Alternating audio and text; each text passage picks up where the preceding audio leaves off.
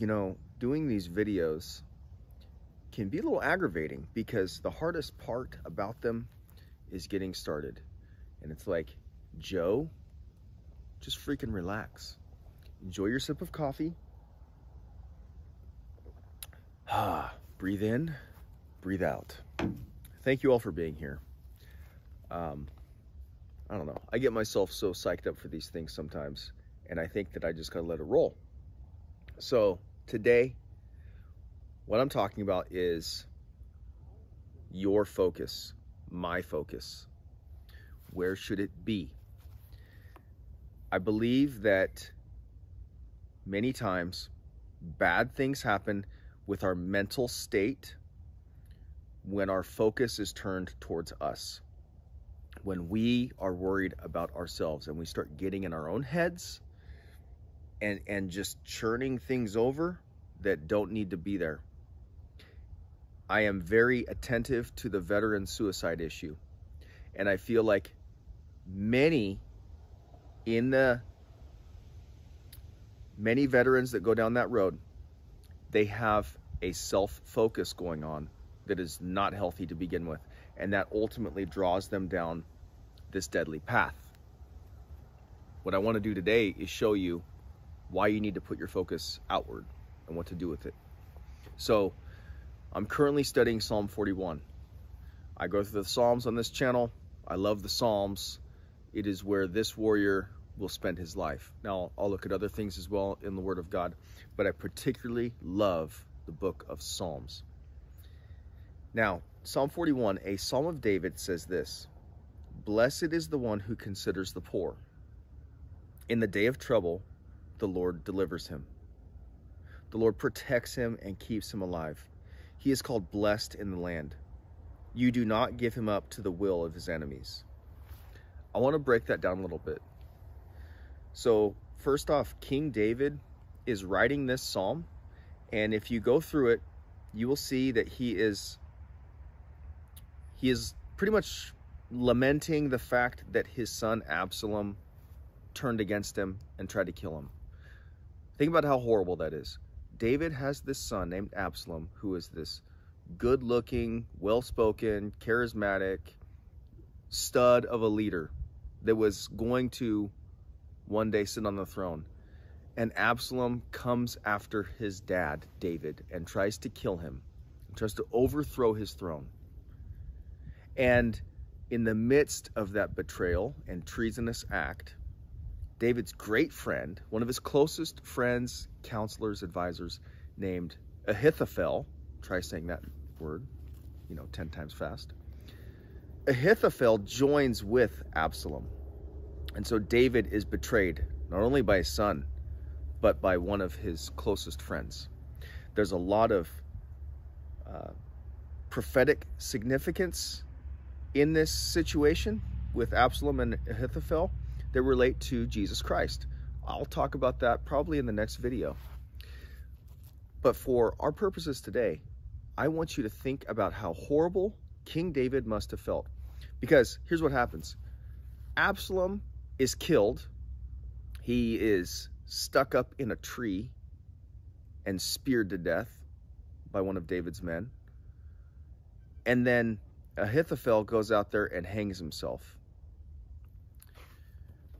David is dealing with a lot of horrible, crazy things. Horrible emotions must be pumping through his body, right? Do you think that David ever considered taking his own life? I bet that the thought crossed his mind. And he turned away from that thought. And he says right here in this chapter in Psalm 41, "Blessed is the one who considers the poor." He has all these things going on in his life that are horrible. And his message is, blessed is the one who considers the poor. So I'm not going to just focus on my own situation and the things that have befallen me. Instead, I will look outward and I will worry about someone else that needs my help because someone else is in a bad spot. And I'm going to be that guy that reaches out and touches somebody for the better in their life. And here's what happens. He says, in the day of trouble, the Lord delivers him.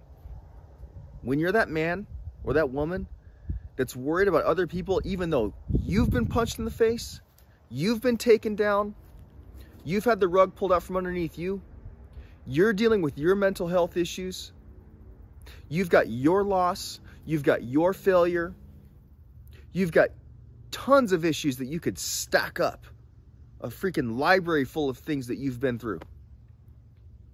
Instead, you turn from that and you say, I'm going to worry about somebody else because there's someone out there that needs somebody's help. And if not me, then who? That's who you've got to be. King David is that guy.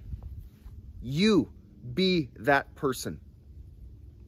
When you do that, it says that the Lord delivers you. The Lord protects him and keeps him alive. He is called blessed in the land. Does that mean that you never die?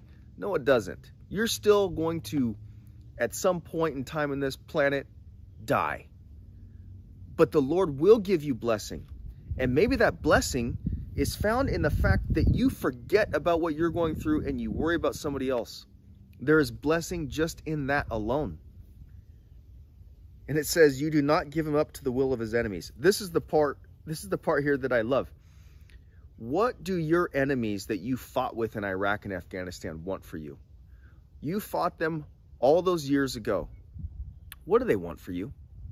They want you to take your own life now. All these years later, they want you to succumb to the wounds that you sustained on the battlefield, the mental, the moral wounds, and just go ahead and take your own life. Screw those guys. Down with our enemies. Do not give them one more victory. They had nothing but defeat wherever we fought them.